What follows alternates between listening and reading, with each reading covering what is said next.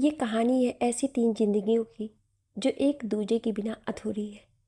अपनी जान से ज़्यादा ज़रूरी है इनके लिए एक दूसरे की ज़िंदगी, जिसके बिना ये अधूरे हैं।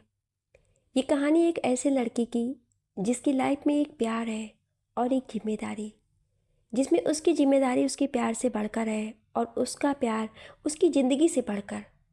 पर ऐसा क्या होता है जिसके लिए उसे उसके प्यार से और उसके प्यार से उसको दूर होना पड़ता है। वहीं उस लड़के की ज़िंदगी में उसका सब कुछ उसकी जिम्मेदारी हो जाती है, जिसके बिना उसे अपना सब कुछ अधूरा लगता है। तो इस कहानी की कुछ झलक आप देख लीजिए। होली का दिन था, सभी लोग अपने अपने में मस्त थे। वहीं एक लड़का अपने हाथ में रंग लिए जा रहा था। उसके फेस के एक्सप्रेशन नॉर्मल थे, बट आंखों में चमक थी। वो लड़का जा ही रहा था कि तभी उस लड़के के सामने एक लड़की आ जाती है, जिसके एक हाथ में रंग था। उसे देख वो लड़का बस मुस्कुरा देता है और इधर उधर किसी को ढूंढने लगता है। वहीं वो लड़की उसके गाल पर रंग लगा देती है और ये महसूस कर उस लड़के के फेस के एक्सप्रेशन फीके पड़ जाते हैं। वहीं जिस हाथ में वो लड़का रंग लेकर जा रहा था, उसे हाथ से गिरा देता है और वो रंग ज़मीन पे गिर जाता है। वहीं वो लड़की उसके दूसरे गाल पर रंग लगाने लगती है। वहीं दूसरी ओर एक और लड़की किसी को ढूंढती हुई जा रही थी। वहीं जो लड़के ने रंग गिराया था, वो रंग हवा के झोंके से उड़कर उसी लड़की के गाल पर आने लगता है। वहीं जो लड़की उस लड़के के गाल पर रंग लगाती जा रही थी और दूसरी लड़की के गाल पर रंग हवा के झोंके से उड़कर उसके गाल पर आ जा रहा था, तभी उस लड़की की नज़र उन दोनों पर पड़ती है और ये देख वो लड़की के चेहरे पर खामोशी छा जाती है। वहीं जैसे वो लड़का उस लड़की को देखता है तो वो लड़की उन दोनों को एक नज़र देखकर चली जाती है। वहीं उस लड़के को ये देखकर अच्छा नहीं लगता है और वो लड़की जो उसके रंग लगा रही थी, वो उसका हाथ पकड़कर उसे ले जाती है। वहीं वो लड़का जाते हुए उस लड़की को ढूंढने लगता है, पर वो नहीं मिलती है। झलक 2। एक बड़े से ऑडिटोरियम में काफ़ी शोर हो रहा था। हर तरफ बस रुद्राक्ष रुद्राक्ष की आवाज़ गूंज रही थी। वहीं एक लड़का अपना कॉन्सर्ट ख़त्म कर ऑडिटोरियम से बाहर आता है। तभी एक लड़की आकर उसके गले लग जाती है। वो लड़का ये महसूस कर बस हल्का मुस्कुराकर एक हाथ से उसे गले लगाता है। वहीं वो लड़की खुशी से उसे देखकर कहती है, वाओ रॉक स्टार, क्या बात है, हर बार की तरह कमाल कर दिया तुमने। वो लड़का बस मुस्कुराकर बस थैंक्स कहता है। वहीं वो लड़की उसे देखकर बोली, वैसे रॉक स्टार एक बात कहूँ, तुम्हारी आवाज़ तो दिल को छू ही जाती है, लेकिन तुम्हारे गाने दिल में उतरकर महसूस करवाते हैं जैसे वो किसी के लिए हैं, जैसे तुम्हारे दिल में कोई है। तुम्हारे गाने के बोल बताते हैं जैसे कोई है जिसके लिए तुम्हारा हर गाना होता है, जैसे कोई फीलिंग्स तुम्हारे गाने में होती है जो तुम किसी के लिए उसे बयां करते हो। ये सुन वो लड़का खामोश हो जाता है। तभी वो लड़की कहती है, कौन है वो रॉक स्टार।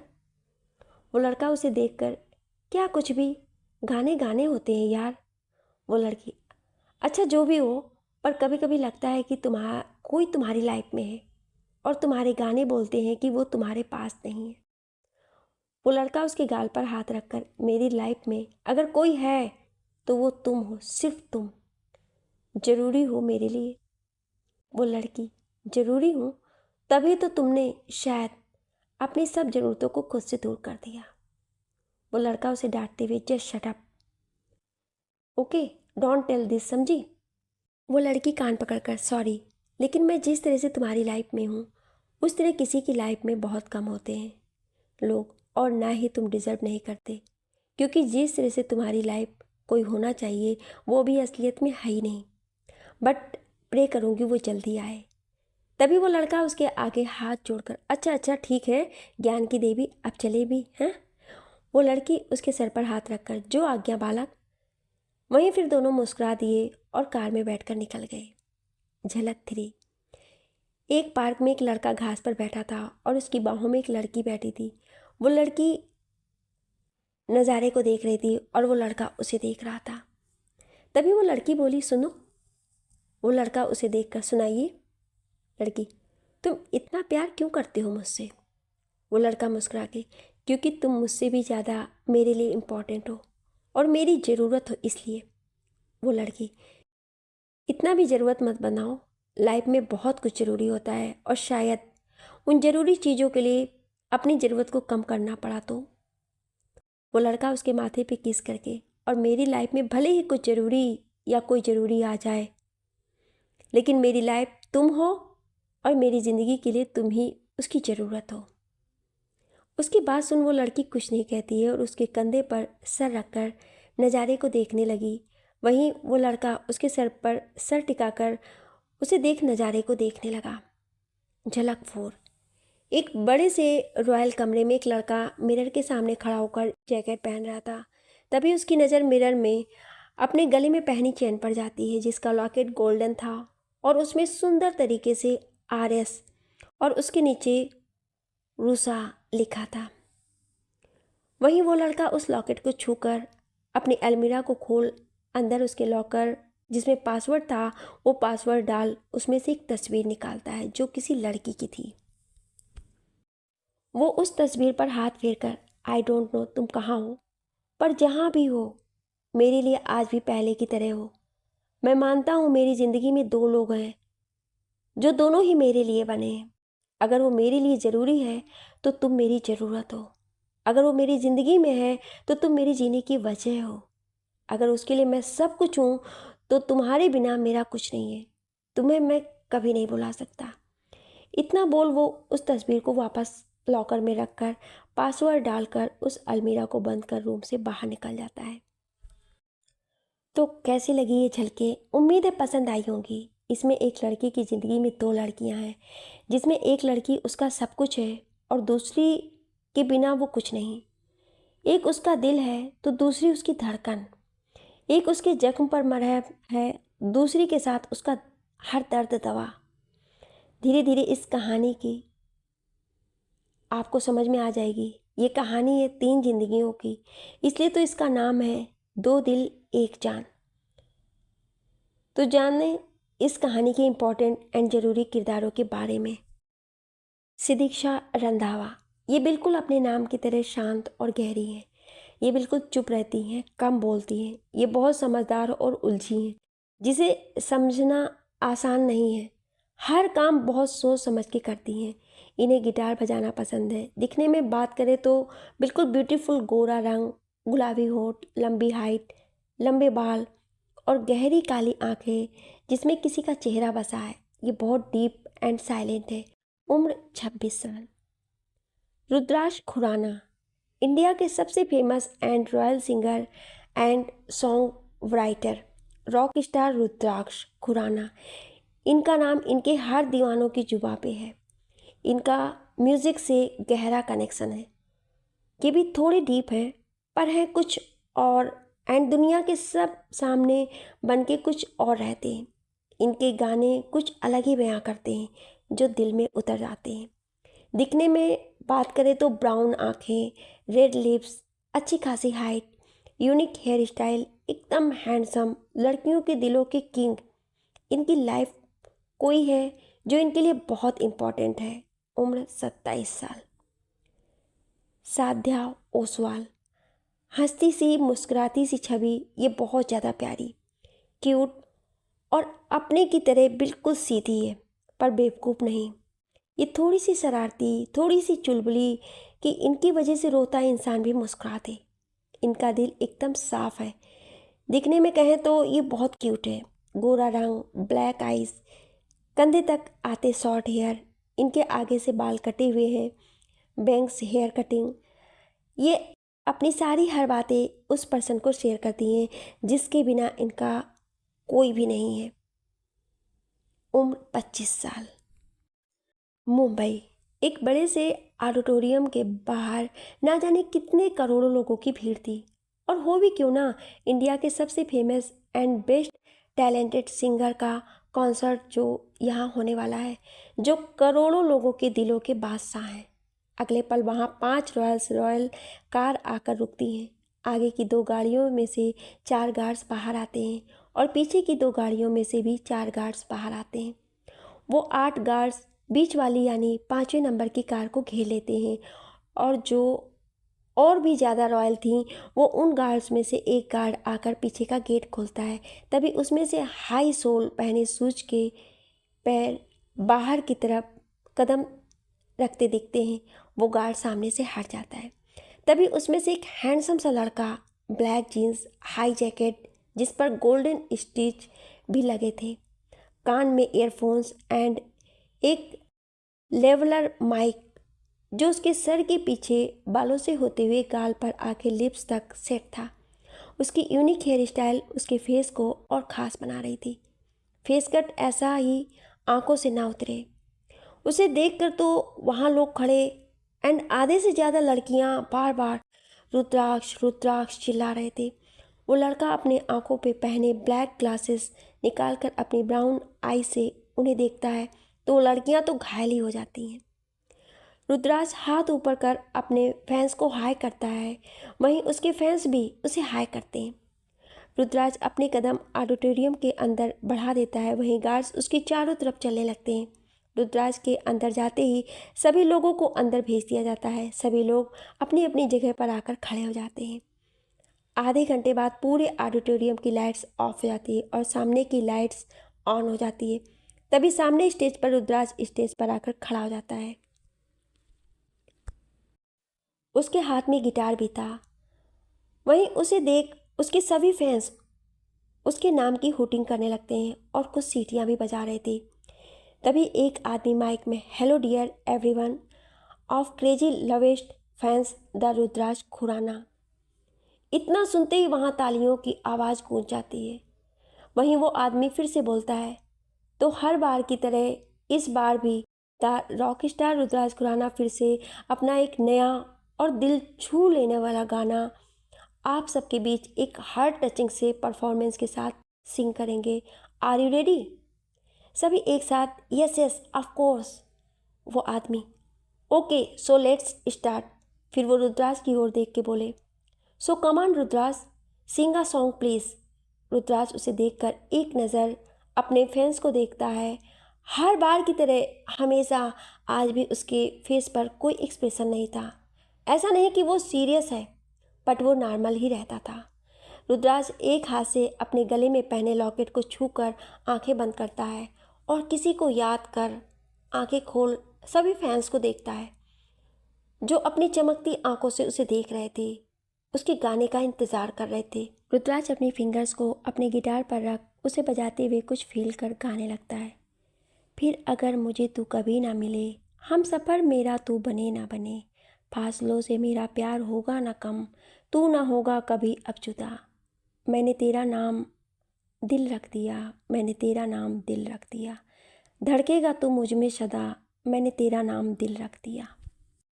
रुद्राक्ष अपनी आंखें बंद कर किसी के चेहरे को याद कर उस लॉकेट को पकड़कर स्टेज पर चलते हुए गाता है।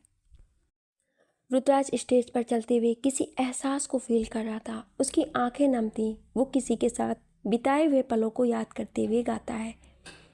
तभी रुद्राक्ष अपने गले में गिटार उतारकर हाथ में पकड़ ऑडियंस को देखता है जो बार बार तालियां उसके नाम की हूटिंग कर रहे थे। पर वहाँ पर वो पूरे ऑडिटोरियम को चारों ओर से देखता है। उसकी आंखों में किसी की छवि दिखती, जैसे कोई एक चेयर पर खड़े होकर ताली बजाते हुए उसके नाम की हूटिंग कर रहा है।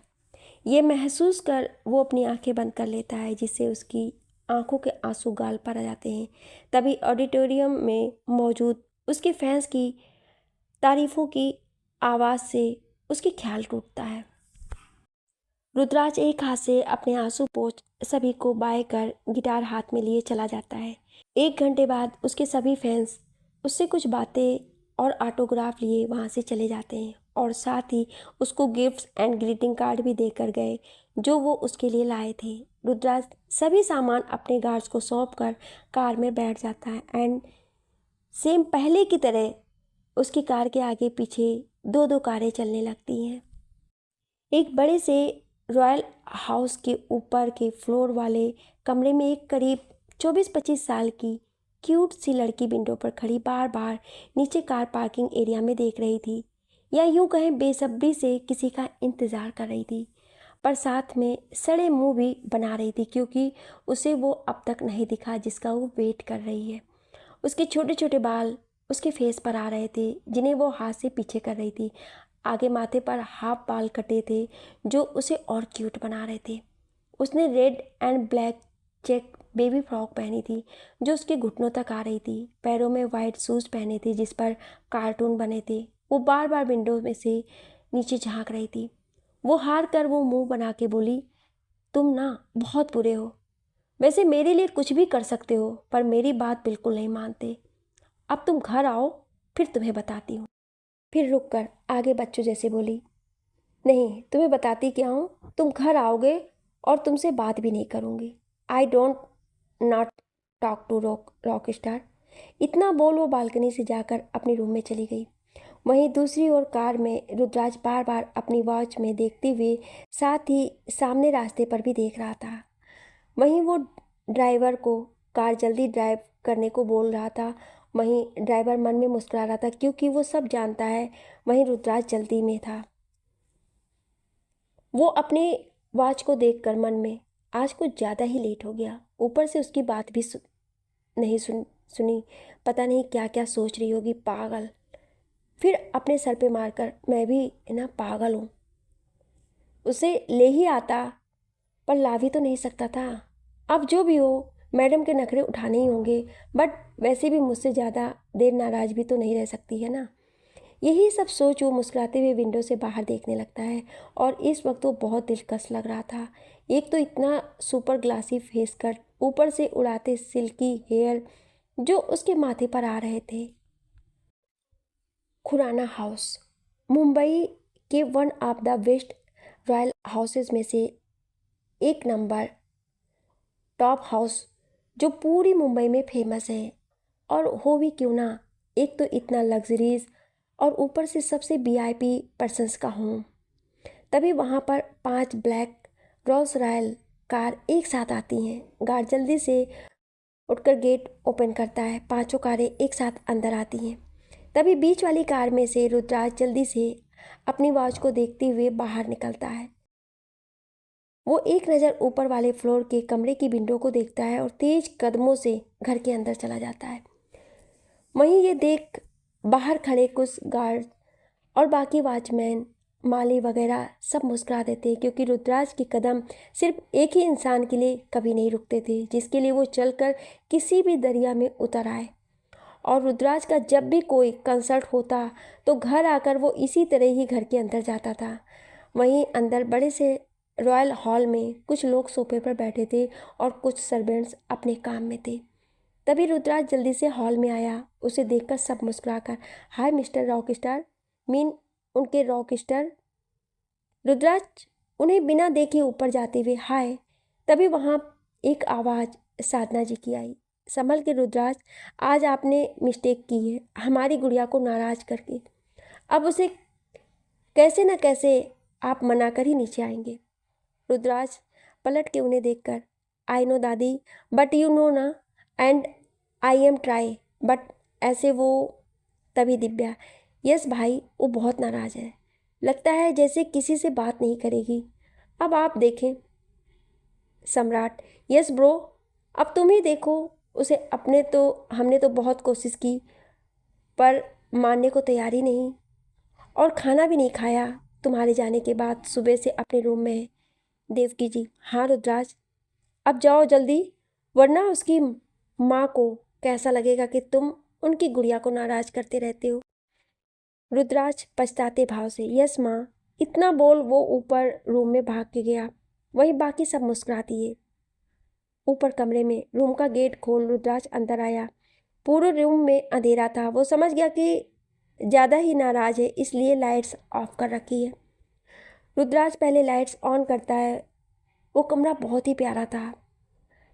चारों ओर वॉल पिंक कलर के पेंट की थी, जहाँ कुछ बारबी कार्टून लगे और काफ़ी स्टिकर जैसे Doraemon, Shinchan, Mickey mouse and other cartoon characters के थे। और कुछ टेडी वाले साथी, कुछ तस्वीरें एक प्यारी सी लड़की की थी एंड कुछ फोटोज़ में रुद्राज उसके साथ था। सोफे पर एक टेडी बियर और एक बारबी डॉल रखी थी। सामने एक बड़ा सा टीवी था जिसके कुछ साइड कुछ कार्टून स्टिकर लगे थे। वो कमरा किसी डिज्नी हॉल से कम नहीं था। और पता भी चल रहा था कि रूम में रहने वाला कार्टून का कितना शौकीन है और कितना क्यूट होगा। रुद्राज पूरे रूम को देखता है, तभी उसकी नज़र बेड पर जाती है जहाँ एक लड़की red black check baby frock पहने घुटनों में चेहरा छिपाए बैठी थी। उसकी गोद में एक टेडी बियर भी, जिससे वो हमेशा बातें करती थी, और ये वही लड़की थी। रुद्राज उसके पास आकर उसके सामने बैठ जाता है और उसे कुछ देर देखने लगता है। फिर वो उसके सर पर हाथ रखकर बोला, साध्या। उसकी आवाज़ सुन साध्या का मन पूरी तरह मुस्कुरा उठता है, पर मैडम को नाराज़गी भी तो दिखानी थी। रुद्राज उसे देखकर, ओ हेलो नौटंकी मत करो, तुम चुपचाप चलो और खाना खाओ। साध्या उदासी से सर उठाकर उसे देखती है, फिर प्यारी प्यारी दो आंखें, हल्के लाल होंठ, क्यूट सा गाल, मासूम सा चेहरा और आगे से कटे बाल जो उसे और भी ज़्यादा प्यारा और क्यूट बना रहे थे। साध्या उसे एक नज़र देख वापस चेहरा घुटनों में छुपा लेती है। रुद्राज उसके कंधे पर हाथ रखकर, नाराज हो? And I am sorry. तुम चाहे नाराज हो, मारो चाहे कुछ भी करो, मुझसे बात ना करो, ये मैं बर्दाश्त नहीं कर सकता। ये सुन साध्या नम आंखों से उसे देखती है। वो जानती थी कि रुद्राज नाराज रहना उसके बस का नहीं है। वो रुद्राज के लिए क्या है उसे अच्छे से पता था। वहीं उसकी आंखों में आंसू देख रुद्राज बेचैन हो जाता है, क्योंकि ये वो कभी नहीं देख सकता था। रुद्राज दोनों हाथों से उसका चेहरा पकड़कर, Satya I am sorry but please don't cry, ये मैं नहीं देख सकता। उसका अपने लिए इतनी केयर और फिक्र देख सात्या और इमोशनल हो जाती है और कस के एक छोटे बच्चे की तरह उसके गले लग जाती है। रुद्राज परेशानी से उसका सर सहलाते हुए, सात्या प्लीज़ शांत हो जाओ, प्लीज़ ऐसे रो मत प्लीज़। सात्या, रो नहीं रही हूँ, इमोशनल हूँ। तुम ऐसे क्यों हो? मुझे इस तरह ट्रीट करते हो तो मैं इमोशनल होंगी ना। रुद्राज, मतलब तुम नाराज़ नहीं हो? सात्या, नहीं। ये सुन रुद्राज राहत की सांस लेता है, फिर कुछ सोचकर, तो फिर ऐसे क्यों बैठी थी और खाना क्यों नहीं खाया? हाँ? साध्या, पहले थी। Rudras, sorry but you know ना, मैं तुम्हें वहाँ नहीं ले जा सकता। एक सेलिब्रिटी के साथ उनके फैंस भी होते हैं और हैटर्स भी और दुश्मन भी।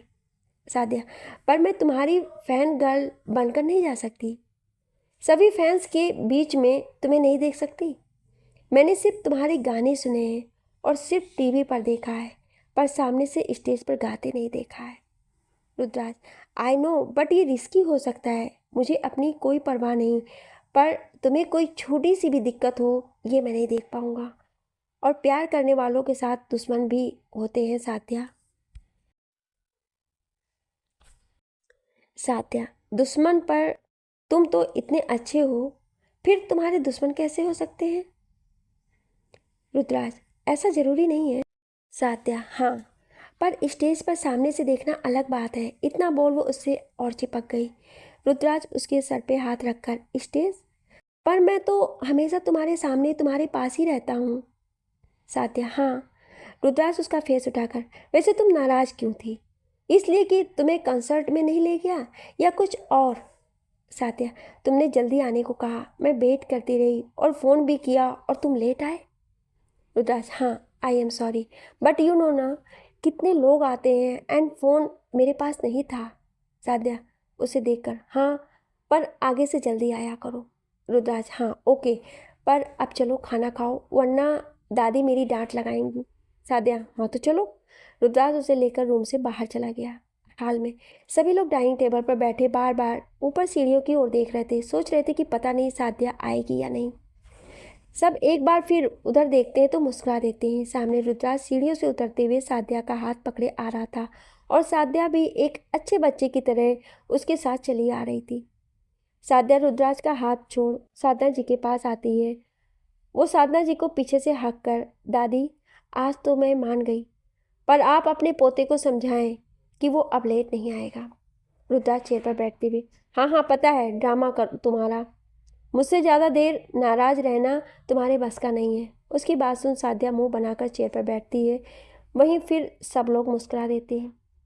रुद्राज अपने हाथों से साध्या की प्लेट लगाकर उसे देता है और बाकी सब मुस्कुरा देते हैं और फिर सब लोग खाना खाने लगते हैं। खाना खाने के बाद सब लोग हॉल में आकर बैठे थे। सम्राट और रुद्राज बैठे रुद्र की इम्पोर्टेंट चीज़ें जो मंगानी थी उनका देख रहा था। तभी सम्राट, ब्रो सब ज़रूरी तो देख लिया है, अब ज़रा खुद की ज़रूरत का भी बताओ। ये सुन रुद्राज उसे देखता है और खामोश हो जाता है। तभी सम्राट उसे हिला के, ब्रो व्हाट हैपन, कहाँ? रुद्राज होश में, नहीं कुछ नहीं। फिर वो उठकर एकदम अपने रूम में चला गया और उसके ऐसे जाने पर उसे सबने देखा पर फिर ज़्यादा ध्यान नहीं दिया। लेकिन साध्या आंखें उठाकर बार बार सीढ़ियों और रुद्राज के रूम की तरफ देख रही थी और सोच रही थी कि वो ऐसे अचानक क्यों चला गया। वहीं रुद्राज अपने कमरे में आकर मिरर के सामने खड़ा जाता है और अपने गले में पहनी चेन में लगे लॉकेट पर लिखे शब्दों को देखने लगता है। वो उसे छूता है और अपनी आंखें बंद कर लेता है और उसकी आंखों में किसी का चेहरा नजर आता है, कुछ साथ बिताए पल जिसमें वो उसके साथ था। वो अपनी आंखें खोल जल्दी से अपने हेडफोन्स निकाल कर लाता है और उन्हें पहनकर उसे अपने फ़ोन से कनेक्ट कर बालकनी में आकर खड़ा हो जाता है। उसे जब भी उसकी हद से ज़्यादा याद आती है तो वो ऐसे ही हेडफोन्स पहन बालकनी में आकर इसी म्यूज़िक को सुनता था। भीड़ में, तन्हाई में, प्यास की गहराई में, दर्द में, रुसवाई में, मुझे तुम याद आते हो, मुझे तुम याद आते हो। वहीं दूसरी ओर बालकनी में खड़ी लड़की भी सेम ऐसे हेडफोन्स लगाकर इस सॉन्ग का फीमेल वर्जन सुन रही थी। गीत में, सहनाई में, ख्वाब में, पुरवाई में, धूप में, परछाई में, मुझे तुम याद आते हो, मुझे तुम याद आते हो।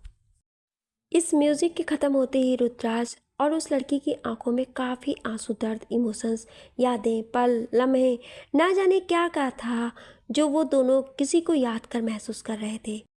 वो लड़की अपने आंसू पोंछ उस तस्वीर को चूमकर उसे अलमीरा में रख कर हेडफोन्स निकाल कर कमरे से बाहर चली जाती है। वहीं रुद्राज अपने हेडफोन्स निकालता है तो उसे गेट पर नॉक होने की आवाज़ सुनाई देती है जो शायद काफ़ी देर से आ रही थी। वो अपने हेडफोन्स निकाल कर रखता है और जाकर गेट खोलता है। वो देखता है सामने साध्या है और शायद घबरा रही है। साध्या उसे देख जल्दी से उसके गले लग जाती है। वहीं रुद्राज को कुछ समझ नहीं आता और वो उसको पकड़ लेता है और पूछने लगता है। रुद्राज उसका सर सहलाकर, हे क्या हुआ, आर यू ओके? साध्या उसे देख फिर मारते हुए, यू इडियट, क्या तुम पागल वागल हो हैं? रुद्राज उसे पकड़, अरे पर हुआ क्या? साध्या उसे छू के ऊपर से नीचे तक देख, क्या तुम ठीक हो? रुद्राज, हाँ पर मुझे क्या होगा? साध्या, तब तुम डोर क्यों नहीं खोल रहे थे? कब से नॉक कर रही थी और तुम?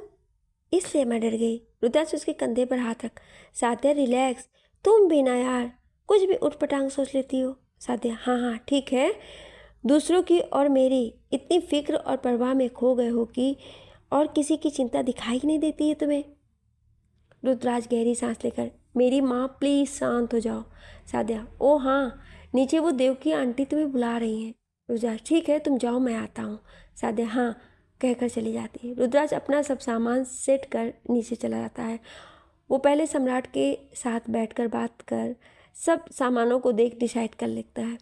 आधे घंटे में सब हो जाने के बाद देवकी जी से बात करने के लिए उनके साथ सोफे पर बैठकर बातें करने लगता है। सम्राट अपना लैपटॉप लेकर ऊपर चला जाता है।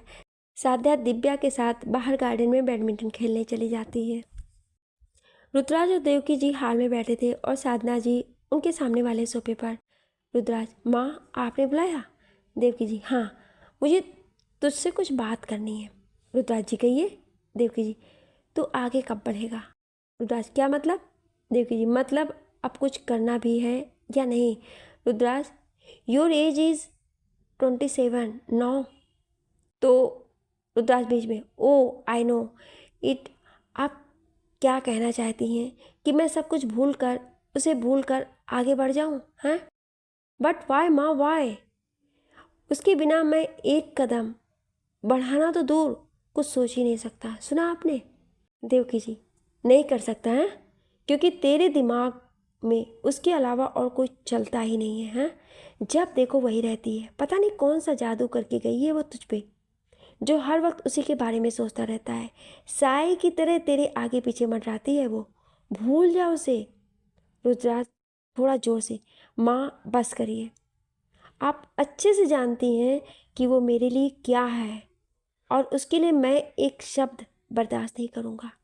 देवकी जी, मती मारी गई है इसकी। साधना जी, देवकी रिलैक्स।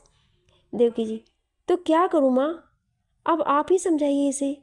साधना जी, रुद्राज वो एक तरह सही कह रही है, माँ है वो तेरी, उससे तेरी ये हालत नहीं देखी जाती है।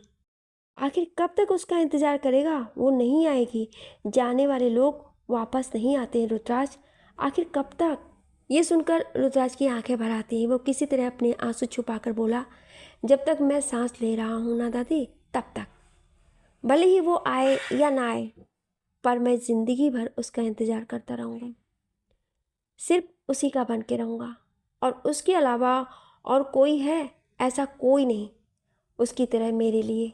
कौन है? हाँ? साधना जी हिचकिचाते हुए, साध्या। ये सुन रुद्राज उन्हें अजीब तरह से देखता है। रुद्राज, क्या? साध्या? साधना जी, हाँ रुद्राज, साध्या। अगर एक तरह से तुम्हें और साध्या को देखा जाए तो कोई भी कह सकता है कि तुम दोनों। रुद्राज बीच में, ये आप क्या कह रही हैं? आपने सोच भी कैसे लिया कि मैं और साध्या? दादी, मैं मानता हूँ कि साध्या मेरे लिए सब कुछ है, उससे भी बढ़कर है, पर वो दादी मेरा सब कुछ है, उसके बिना मैं कुछ भी नहीं हूँ। और आज मैं जो कुछ भी हूँ सिर्फ और सिर्फ उसकी वजह से हूँ। और मेरे लिए वो और साध्या एक जैसे हैं, बट साध्या और उसमें बहुत फ़र्क है। साध्या मेरे लिए बहुत इम्पॉर्टेंट है, पर वो मुझसे भी ज़्यादा मेरे लिए इम्पॉर्टेंट है। मैं साध्या के लिए ऐसा सोच भी नहीं सकता, और ना ही मैंने उसके लिए कभी ऐसा फील किया है, और ना ही कभी कर सकता हूँ। क्योंकि अगर मैंने किसी से प्यार किया है तो वो सिर्फ और सिर्फ सिद्ध, तभी वो सब सामने देखते हैं जहाँ साध्या और दिव्या बात करते हुए आ रहे थे। रुद्राज, साधना और देवकी जी अपनी बातें वहीं रोक देते हैं। वहीं रुद्राज उन्हें देखकर बोला, प्लीज़ आप सबसे रिक्वेस्ट है, आगे से मुझसे ये बात ना करें, वरना शायद मैं कुछ ऐसा कर जाऊं जो मुझे नहीं करना चाहिए, प्लीज़। इतना बोलकर वो ऊपर अपने रूम में चला गया। साध्या दिव्या को देखकर वो दोनों नॉर्मल स्माइल करती हैं और उठकर चली जाती हैं। वहीं दिव्या और साध्या वहीं सोफे पे बैठकर बातें करने लगती हैं। रुद्राज का रूम। रुद्राज जल्दी से अपने रूम में आकर गेट बंद कर डोर से सट कर खड़ा हो जाता है। उसके कानों में बस अपनी माँ और दादी के कहे शब्द गूंज रहे थे। वो जल्दी से अपने हाथों से अपने कानों को बंद कर लेता है। उसके चेहरे पे एक अलग सी बेचैनी थी जो उसके दर्द को अच्छे से बयां कर रही थी। रुद्राज अपने सीने पे हाथ फेरने लगता है, जैसे उसे सांस लेने में प्रॉब्लम हो रही हो। वो अपने शर्ट के ऊपर के 2 बटन खोलकर उस लॉकेट को बाहर निकालकर उसे अपने माथे से लगाकर रिलैक्स होने की कोशिश करने लगता है। तभी उसके कानों में अपनी दादी और माँ के वही शब्द गूंजने लगते हैं। फिर तभी उसकी आंखों में एक लड़की का मुस्कुराता चेहरा, तो कभी उस लड़की के साथ के पल का याद आना है जिसमें वो दोनों साथ थे। वो जल्दी से अपने बेड साइड की ड्रॉअर खोल उसमें से एक अस्थमा इनहेलर को निकालता है और उसे अपने मुंह के पास ले जाकर कुछ सेकंड तक वैसे ही रखता है, और थोड़ी देर बाद रिलैक्स होने पर उसे वापस ड्रॉअर में रखकर उसे बंद कर देता है। रुद्राज कितने दर्द में था ये सिर्फ वही जानता था। उसकी यह हालत थी कि उसे अस्थमा इनहेलर तक यूज़ करना पड़ता था, और इस बारे में किसी को भी नहीं पता था। और इतना बड़ा रॉक स्टार होने के साथ उसे सिंगिंग भी करनी होती थी, और इस तरह की प्रॉब्लम उसे कितनी दिक्कत करती होगी ये सिर्फ वही जानता था। रुद्राज अपनी अलमीरा खोल सारा सामान हटाकर एक फ़ोटो फ्रेम को बाहर निकालता है। वो किसी लड़की की तस्वीर थी। उस तस्वीर को देख रुद्राज की आंखों में आंसू आ जाते हैं। वो उस तस्वीर को हाथ में लेकर उस पर हाथ फेरते हुए बेड पर लेट जाता है और उसे देखने लगता है। वो उस तस्वीर को छूकर दर्द भरी मुस्कान से बोला, सबके लिए कहना कितना आसान है ना, लेकिन कोई नहीं समझता है कि ये सुन और सोच कर मुझ पर क्या बीतती है। मैं हर एक दिन, हर एक पल, हर एक लम्हा कैसे बिताता हूँ ये सिर्फ मैं जानता हूँ। अगर तुम यहाँ होती ना तो मैं शायद कभी इस तरह की प्रॉब्लम में नहीं होता, और ना ही मुझे कोई ये बातें तक बोल देता। तुम मेरे लिए क्या हो ये सिर्फ तुम और मैं ही जानता हूँ। तुम्हारे बिना जितनी भी ज़िंदगी मैंने जी है ना, वो सब बैरंग है, बेवजह है। मैं जब तक जिंदा हूँ तब तक तुम्हारा इंतज़ार करता रहूँगा। जब तक मेरी सांसें चल रही हैं तब तक सिर्फ तुमसे प्यार करता रहूँगा। भले चाहे तुम मुझे ना मिलो या मेरे पास ना आओ, लेकिन ये रुद्राज खुराना सिर्फ और सिर्फ तुम्हारा है। इतना बोल वो उस फोटो फ्रेम को चूम कर उसे अपने सीने से लगाकर अपनी आंखें बंद कर लेता है। रुद्राज की ज़िंदगी किन किन चीज़ों से उलझी हुई थी ये समझना आसान नहीं था। उसकी लाइफ में क्या क्या हो चुका था, उसने क्या क्या खोया था, ये सिर्फ वही जानता था। सबरवाल मेंशन, एक बड़े से रॉयल हॉल में एक प्यारा सा बच्चा एक सोफे से दूसरे सोफे के ऊपर कूद रहा था और उसके पापा सोफे पे लैपटॉप चलाते हुए, उसकी मम्मा किचन में काम करते हुए मुस्कुरा कर उसे देख रही थी। तभी वो बच्चा बोला, पापा मम्मा, I am really so happy because Aswik, because तुम्हारी। मिस्टर छोटू, यस पापा, बिकॉज मेरी गर्लफ्रेंड 5 डेज बाद जो फाइनली इंडिया वापस आ रही है। तभी नायरा किचन से आते हुए, तुमसे कितनी बार कहा है कि वो मासी हैं, क्या गर्लफ्रेंड गर्लफ्रेंड करते रहते हो। मिस्टर छोटू, ओफो आई नो मम्मा, बट वो आप सबके लिए मेरी मासी होंगी, लेकिन मेरे लिए वो मेरी गर्लफ्रेंड है और मैं उनका बॉयफ्रेंड। नायरा उसे प्रोटीन शेक दे करके, अच्छा ठीक है, अपनी गर्लफ्रेंड के बॉयफ्रेंड अब पियो इसे। मिस्टर छोटू पीते हुए, मम्मा गर्लफ्रेंड तो 5 दिन बाद आ रही है, तो हम रंधावा हाउस कब जाएंगे। नायरा, जाएंगे 2 दिन बाद, आपके रूहान मामू से बोल दिया है हमने। मिस्टर छोटू खुशी से, इस बार तो मज़ा आ जाएगा क्योंकि गर्लफ्रेंड भी और मामू भी। उसकी बात सुन आस्विक नायरा मुस्कुरा दिए और अपना काम करने लगे। पुराना हाउस। कमरे में रुद्राज अपनी आंखें खोलता है और उस तस्वीर को एक नज़र देख वापस उसे अलमीरा में रखकर लॉक कर देता है। तभी उसके डोर पर नॉक होती है। रुद्राज जाकर गेट खोलता है तो सामने सम्राट था जो लैपटॉप लिए खड़ा था। रुद्राज साइड में होता है और सम्राट अंदर आकर काउच पर बैठता है और रुद्राज उसके पास। सम्राट, ब्रो, हर बार की तरह इस बार भी सारे music system and instruments best थे, तो सिर्फ रंधावा इंडस्ट्री की वजह से। रुद्राज, हाँ, वो हमेशा से ही है। सम्राट, ब्रो, ऐसे एक बात बताओ, ये जो रंधावा इंडस्ट्री से आज तक जितने भी आपके हर एक कॉन्सर्ट से लेकर हर एक सॉन्ग तक जितने भी म्यूज़िक एंड इंस्ट्रूमेंट्स सिर्फ रंधावा की ओर से आते हैं, क्यों? सिर्फ वही इंडस्ट्री ही क्यों ब्रो? ऐसी और भी तो हैं, एंड आई थिंक ये काफ़ी पुराने टाइम से हैं, इसलिए ना। उसकी बात सुन रुद्राज एक पल के लिए खामोश हो गया, फिर उसे देख बोला, पुराने टाइम से है इसलिए नहीं, बल्कि ये मेरे लिए स्पेशल है इसलिए। मेरी शुरुआत से लेकर अब तक का सफ़र इसी से जुड़ा है और हमेशा रहेगा। सम्राट, हाँ ब्रो, वैसे रूहान रंधावा आपसे मिलना चाहते हैं और वो भी 5 दिन बाद। रुद्राज, वाई नॉट, ऑफ कोर्स, मैं तो खुद सोच रहा था। ऐसी कुछ बातों के डिस्कशन के बाद दोनों नीचे चले जाते हैं। हॉल में रुद्राज और सम्राट सीढ़ियों से उतर के नीचे आते हैं। तभी साध्या भागकर आके रुद्राज के गले लग जाती है। ये देख बाकी सब तो मुस्कुरा देते हैं, पर रुद्राज शॉक्ड में था। फिर वो उसे हक कर लेता है। साध्या उसे देखकर, रॉक स्टार, पता है I am so happy on today. Rudras, really, but why. साध्या, बिकॉज डैड आ रहे हैं ना, इसलिए। रुद्राज, ओ रियली, तो कब आ रहे हैं। साध्या, हाँ, अब मेरा बर्थडे आ रहा है तो डैड तो आएंगे ही ना। रुद्राज, तो कब आ रहे हैं। साध्या, ये तो नहीं पता, बट बात हुई थी, उन्होंने कहा कि वो आएंगे। रुद्राज, हाँ, तो तुम तो ओसवाल विला चली जाओगी। साध्या, हाँ, पर जल्दी आ जाऊंगी क्योंकि तुम्हारे बिना मैं कहीं टिक पाऊँ ऐसा मुश्किल है, बट तुम्हारे साथ बर्थडे सेलिब्रेट करने के बाद। रुद्राज, हाँ, एंड तुम्हारा बर्थडे इस बार भी काफ़ी अमेजिंग होगा। साध्या, वो तो मैं जानती ही हूँ। रुद्राज, ओके, तुम तैयारी करो, आखिर अंकल इतने टाइम बाद जो आ रहे हैं। साध्या, हाँ, ओके, सो बाय। इतना बोल वो ऊपर रूम में चली गई और रुद्राज सम्राट हॉल में बैठ गए। आगे की कहानी जानने के लिए सुनिए अगले भाग में। अगर आप भी अगले भाग को सुनना चाहते हैं तो कमेंट में यस ज़रूर लिखिएगा। और हाँ, अगर कहानी अच्छी लगी हो तो अपने दोस्तों के साथ शेयर करना ना भूलें।